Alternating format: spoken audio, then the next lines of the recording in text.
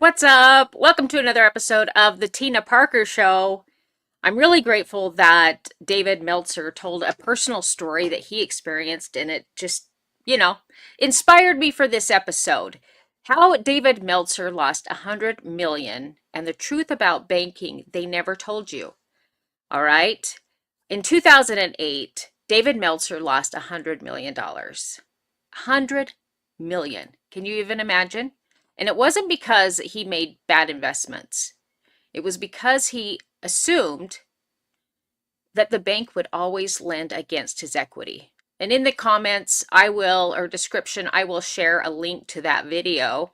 I recommend you follow him. He's an incredible human.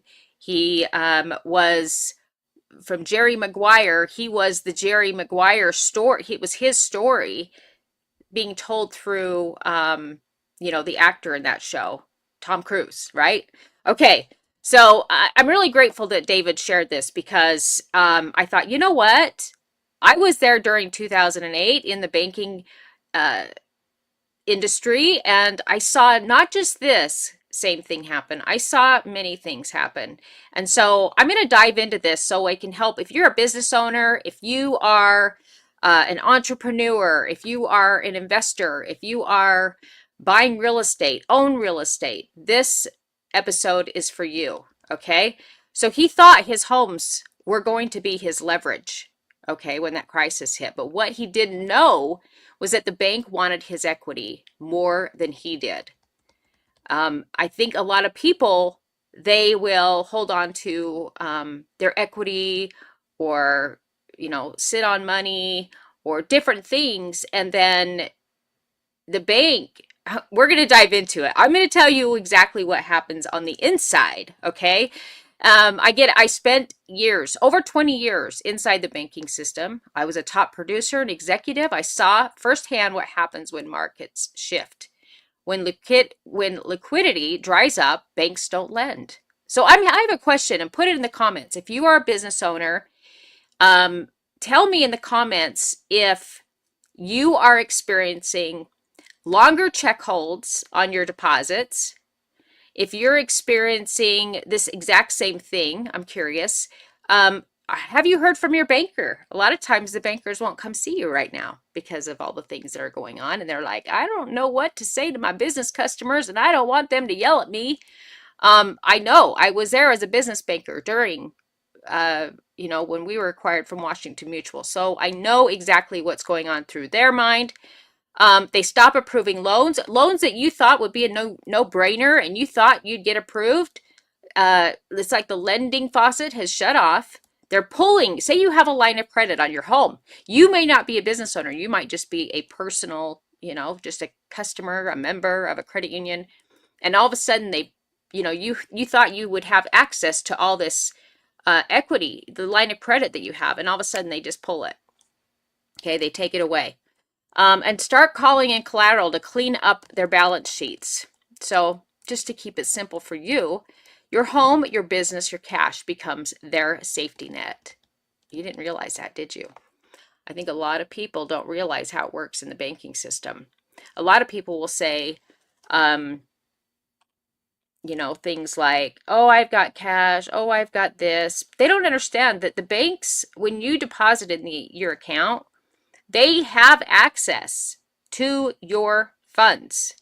Here's another example I'll give you, but I'm going to give you a whole bunch of different ones. But here's one that comes to mind. I was a business owner at one of the largest institutions out there. And did I say business owner or business banker? I said business banker. I meant to say business banker. Okay. And I had a business client come in and just completely devastated. Okay. This was 2009 or 10. And he woke up that morning and saw that they had debited his account $30,000 or more. I know it was in 30,000 range, probably not equal 30,000, but in that range. They had pulled all that money. And you know what that money was to be used for? Covering his payroll. And he was completely devastated. But it was pulled because a garnishment came in and they have access. If anything comes in, they can pull your funds at any moment, okay, or freeze them up. And then it's a pain in the neck, to be honest, if you even want to try and get that money back and get that hold released. You have to prove that that garnishment is no longer active and it's been cleared. I mean, that was just one of so many that experienced. It was heartbreaking to see these folks, okay, and what they were experiencing. So when David said, I assumed the bank would always lend against my equity, that was his $100 million lesson. And it's one most people actually don't realize. Equity doesn't equal access. Ownership doesn't equal control.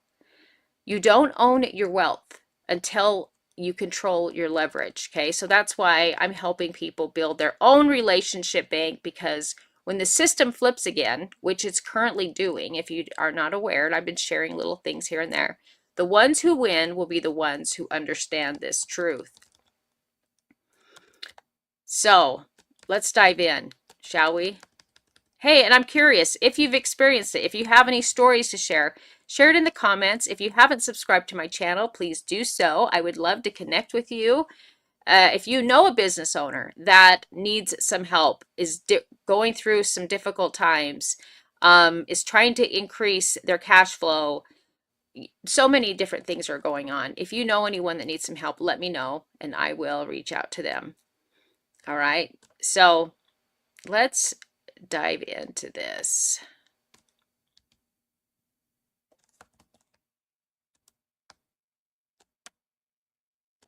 Step one, okay? If you are maxed out when markets are liquid, okay, you want to leverage that. So basically what I'm saying is when banks are lending, that's when you want to pull your equity out. You know what I mean? Not when. But most people don't know that. You know what I mean? So I don't, I saw so many people experience that. They don't want to be maxed out because in their mind, they're trying to protect the asset. They want to just have that equity there for a rainy day. But they don't realize that when the banks are struggling with cash flow, your property is more valuable to them because you have equity in it, and it actually helps their balance sheet. Okay, so when credit is cheap and the economy looks stable, access to capital is at the easiest and lowest cost. That's when the smart ones lock in liquidity. I'm not saying that David wasn't smart. He just was unaware. And because he's an extremely intelligent man, he's also like the head found on the foundation of the Napoleon Hill. You'll have to look him up. He's extremely, he's done extremely well for himself, but he openly shares this one mistake he made back in 2008. Not because they're desperate, but because they understand cycles. What Meltzer could have done. So let's just say you're in this situation, how we can learn from this, okay? Pulled out max equity against his properties while rates were low. I know rates are kind of like higher right now, but even so, pull it out ahead of time, okay? When your evaluations were high. Park that liquidity into cash flowing, diversified assets, not liabilities. Position that capital across multiple channels, business ventures, private equity, rental assets, or even short-term notes. There's so many, crypto right now. If you're in crypto, you have a huge opportunity to make millions, or XRP, or there's so many stable coins that are coming out. There's so many things, so many options there. That's how you turn paper equity into income producing equity. He had the leverage that he thought he would have. But when the banks started tightening up, when they were under stress, they wouldn't let him access it because it was better for them to keep that because he had all that equity in it. 2, liquidity becomes power during the downturn. So when 2008 hit, banks stopped lending, but they still collected. If you already had cash or lines of credit available, you could buy discounted assets. That's what a lot of people, when we have downturns, the people that have access to cash flow, they're buying. This is like a good time for them. They love this, okay? They're buying discounted assets, they're reinvesting at the bottom. There's a lot of businesses that are going to be changing hands right now. A lot of mergers and acquisitions. Businesses, older business owners that have had a business for many years and they're just overwhelmed, they're done, they want to sell their business. It's a great time to buy a business from someone that's already has cash flow coming in and they just want out because they're exhausted personally and they just don't really want to learn the new system because everything is changing. So it's a great time to buy at discounted assets, reinvest at the bottom, or simply survive while everyone else is scrambling. That's an option. You don't want to just survive. Liquidity equals opportunity during a crisis, but it's only available to those who prepare before panic. The same institutions that stopped lending when things collapsed are the same ones that sell their foreclosed assets later to the people who still have cash. So, you know, you have all these properties, but you don't have access to the cash, and maybe your cash flow has slowed down and now it has to go to foreclosure and banks are going to eat those up and they're selling them to the people that have extra cash on hand. The max out isn't reckless, it's strategic. So people that I know, so many real estate entrepreneurs now, like Grant Cardone, and he's, if you're not following him, he's another one you should follow, but he's got over a billion in property assets, apartments, and I've looked at all of his portfolio. I don't even know if I know all of it, but I've looked. He has homes or apartment complexes all over the state of Florida and maybe elsewhere, but a lot in Florida. And I think they're called the 10X properties. But I believe he does the same. You know what I mean? Utilizes that extra capital to reinvest in more properties or other investments. So when you borrow while the system is healthy, you lock in favorable terms. So when people just need to get out of something, you can get crazy terms done, Control your own access to liquidity and insulate yourself from sudden credit freezes. You just want to protect yourself, You're not using debt to survive, you're using it to position. This is the strategic way of doing things, What wrecks people isn't debt, it's dependency. I don't, like I said at the beginning of the show, you may have missed it. Have you noticed that they're holding your cash, your check deposits longer? Okay, their system is telling the teller, hold this for X amount of days.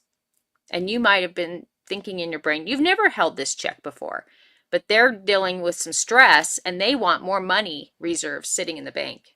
It looks good, for regulators.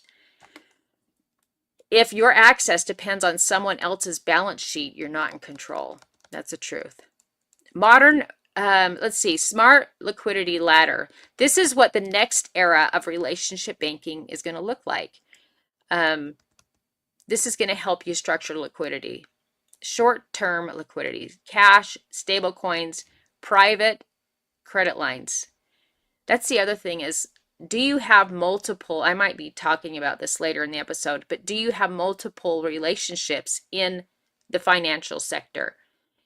A lot of times, many people will have just one bank, and maybe you have a relationship person in that bank, maybe you don't, but you should always have someone that knows your story, knows your business, and is there to look out for your best interest, okay? Someone that you trust and that, has always done right by you. But not just there's all kinds of places that have financial lending, financial deposit places that actually have certain niches that they're really great for. So I think that you should always be diversified, even private money, be open to that. The function of the cash, stable coins, and private equity lines or credit lines is immediate cash, emergency capital, okay? Midterm liquidity, business, profits, rentals, and notes. Cash flow, it's going to help with the function is cash flow and growth, okay? And then your long-term equity. The asset type is real estate, investments, and private equity. And the function of those is appreciation and tax strategy.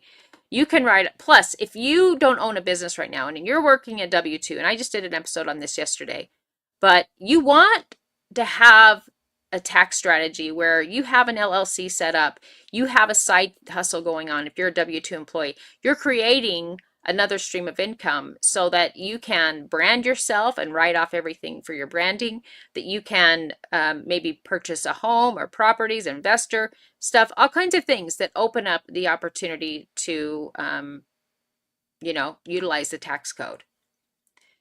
So the key to keep access at every layer, so you don't need permission to use your own money. Can you believe that? You actually have to have permission to use your own money when it's in the bank. Okay, if David Meltzer had pulled his liquidity while the system was open, he could have played offense while everyone else was drowning, but he didn't know that then. So many people didn't know that then, and I bet a lot of people are experiencing that now. Put it in the comments. I may have a relationship for you that you can connect with. He didn't fail because he lost equity. He failed because he didn't move when the gate was open. But people they don't realize that. They think, you know what, this is a great thing. I have all this equity. They wanted, a lot of people wanted to just have that equity. They don't want to, borrow to the max. Because in their mind, that looks reckless, right? A lot of people are like, I'm being smart with my money and my assets. But they don't realize that when something like this happens, they can pull your credit lines. They may want your asset. The system rewards those who understand timing, not titles. So, I want you to know that debt isn't dangerous, but being dependent on your bank or that one person, or dependent on that equity being there, or dependent on them, not holding your check, or they have access to your cash. That's what a lot of people don't realize. There's these new changes coming in, and people are like, they could turn off my cash if I do this wrong or I do that wrong, and they're going to have control. They have control. Okay, people don't realize that, but some of you may not have ever experienced this. But I want you to know, a lot of people have experienced this where they're holding their cash. They don't have access to it. Maybe they want to go and withdraw a lot of cash. They can't get it. Maybe they want to use their equity. They can't use it. There's so many. Maybe something comes in and a garnishment. It may even be something that's paid, but then it goes into garnishment proceedings and they wipe out your account. So I want you to know that just because it's in the bank, a lot of business owners experience this, and not just business owners, just regular people. I've seen it a gazillion times, to be honest. The banks don't really want you to know this, okay? But the ones who stay liquid are the ones who build real freedom when the market resets. When I say liquid, doesn't mean cash sitting in the bank. You're utilizing that cash to create more assets and cash flow. So let's see if I had some others I wanted to give you some examples. So let's go into some real world examples, okay?